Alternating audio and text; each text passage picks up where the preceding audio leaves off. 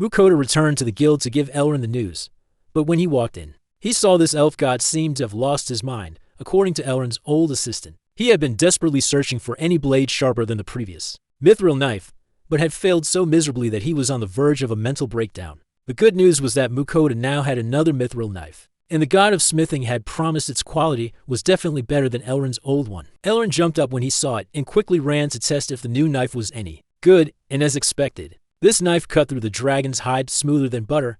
Elrond couldn't believe its sharpness.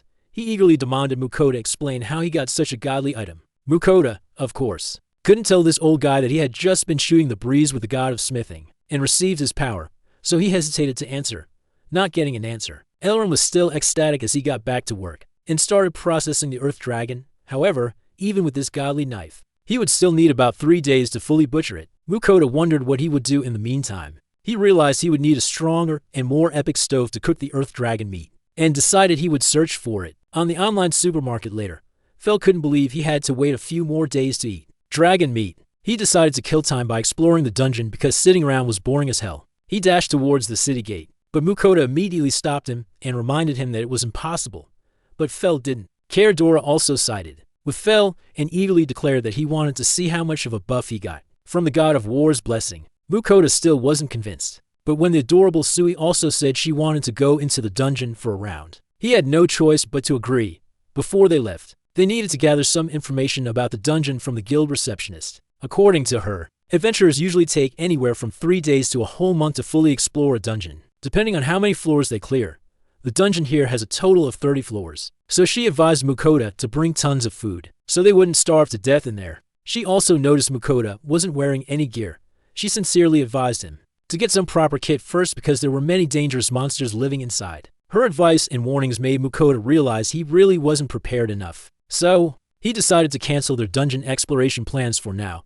All 3 familiars were not happy with their servant's dumb decision, but Mukoda was convinced he was right. He told them they didn't have enough food in his inventory.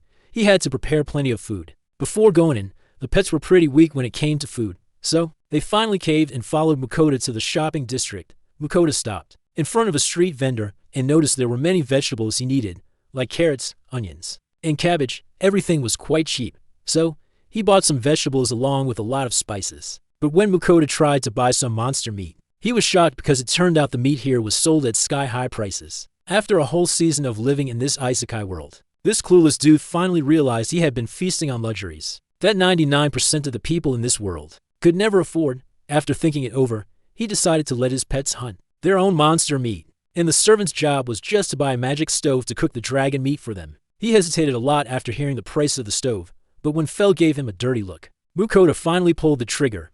That evening, the master chef Mukoda prepared to cook a brand new recipe with the stove he just bought at the market. This time, he used 3 pots to cook gyudon with a side of rice. After struggling in the kitchen for a while, Mukoda finally served the new dish to his 3 royal masters, and as expected, this gyudon was to die for. The next morning, Mukoda decided to make enough food for at least 3 to 4 days in case they didn't have time to cook inside the dungeon. First up was braised or general pork. Then, he cooked some red boar stuffed cabbage rolls. The next item on the menu was a super simple shredded beef stir-fry with green peppers. With the 3 main dishes done, Mukoda continued to cook a few more. Fel, overcome with craving, started sniffing right next to the pile of food. Go on, sniff it. You want to end up in the pot with the tomato sauce. After a whole day of struggling in the kitchen, Mukoda finally finished 5 dishes, but sadly, he absolutely refused to let his familiars taste even a single bite. Cut to the next morning. Sui brought Mukoda a mithril sword that he had asked her to make. With his cowardly nature ingrained in his blood, I'm guessing this dude will just use it to chop onions or something. But it seemed Mukoda didn't even need to explore the dungeon because Elrond's assistant arrived to tell him that his boss had finished processing the earth dragon meat. The guy rushed to the guild master to get the meat. The pets were overjoyed because after so many days of waiting, they could finally have a feast of dragon meat. When Mukoda arrived and opened the door, he saw Elrond kneeling reverently before 2 vials of dragon blood he had collected. Elrond didn't know the main character's group was watching him with confusion. The deep red dragon's blood is the most wonderful thing in the world. Come on, dude. Stop being weird. Have you finished butchering it for us or what? When he noticed them, Elrond immediately said he had finished the processing. He revealed that the 3 days he spent processing the dragon were the best time of his life. It was truly fulfilling. After finishing the sorting, he decided he wanted to buy some of the products from the huge pile. Elrond brought out 2 vials of blood and asked to buy them. He said that dragon's blood was one of the most potent ingredients used to create an elixir that could cure all diseases. He also brought out 2 jars of marrow and explained its use was similar to dragon's blood. Finally, Elrond wanted to close the deal with a fang to create a legendary sword. Just that much was enough to satisfy him. With the stress Elrond had gone through processing the dragon, Mukoda had assumed he would definitely buy more. But why is this guy only buying a few trinkets? Elrond revealed that even the things he bought were enough to bankrupt the entire guild's finances, as they were worth about 3,800 gold coins. This shocked Mukoda to his core, and his shock was even greater when Elrond brought out a bag of 380 large gold coins for the full payment. It was a sweet deal for Mukoda. The guy quickly counted the money and stored it in his safe. Then, Mukoda and his pets proceeded to put the other things produced from the dragon into his item box. The guild master had sorted and packed everything carefully. It was all organs and miscellaneous stuff, which made Fel impatient. It protested and asked about the meat because the only reason it was hanging around was for the dragon meat. Elrond announced that meat spoils the fastest, which is why he had stored it in the ice room to keep it fresh. He took them into the room, and there they could see a lot of frozen meat. Mukoda and his familiars immediately looted everything. Sui even created many clones to get the job done faster. While they were all working, Elrond asked if he would be allowed to enjoy some of the dragon meat with them. That was the original deal Mukoda had promised Elrond before he processed the Earth Dragon, so the guy didn't hesitate to agree. The moment he said yes, Elrond suggested they should go to his house to cook the grandest meal of their lives. Mukoda tried to protest that they could do it when they had more time, but Elrond and his familiars insisted that they should enjoy the dragon meat right now. When he stubbornly argued back, they tried to drag him into the village to get to Elrond's house. Wait a minute, isn't this your work hours? And don't you need to be at the guild until tonight, Elrond? The guy didn't care about that at all because, as the old saying goes, you can't work on an empty stomach. When they arrived at Elrond's house, Mukoda pulled out his oven, and Elrond admitted it was the newest model he had ever seen. Elrond also opened his item box and pulled out a strange-looking book. This was the first time Mukoda had seen someone in this world with a mobile item box like him. So, the guy expressed his amazement while Elrond tried to explain that as an elf, he knew all the skills of magic and had been a warrior for a long time before becoming a guild master. Fed up with this guy's boasting, Mukoda decided to get straight to work.